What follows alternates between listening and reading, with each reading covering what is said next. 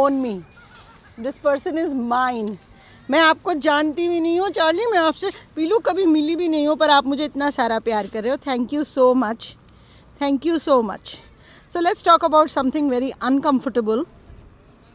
People always keep asking me that why do animals bite? Why are people doing cruelty towards animals? What is happening with dogs? First of all, this is not about blaming a human or trying to protect an animal. First, let's understand what's happening. What is happening? Why are they behaving like this? What is happening? Tell me. Tell me what is happening with you. See what happens, we are, be it animals or humans, we are all a byproduct of our environment. So whatever we are experiencing, seeing, and that is what we are absorbing. So with animals, what happens these days, there is so much of fear with animals, there is so much of hunger, there is so much of non-predictability in their environment, there are loud noises, they do not feel safe wherever they are. Whereas earlier, what would happen?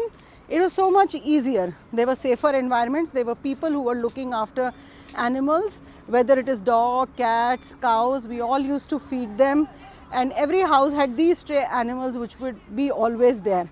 But now what is happening is that safety, that predictability, that food is all gone. Now all the animals that you see on the road are processing fear if they are not in a safe environment. Their nervous system is working in an overdrive, and whenever their system is in overdrive, they are not feeling safe, they are acting out of fear, they are in the survival mode. So people ask me then, why did this person get bitten? He was not doing anything, he was just passing by, the child was not doing anything.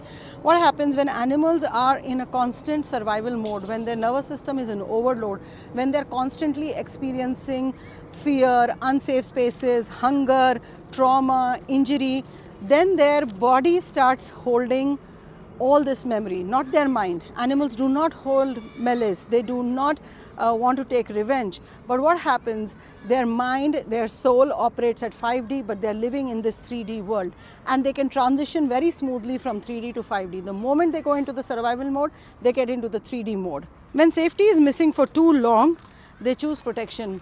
Understanding them does not excuse harm. It just helps us to create a safer space for both humans and animals, and a kinder world for both of us.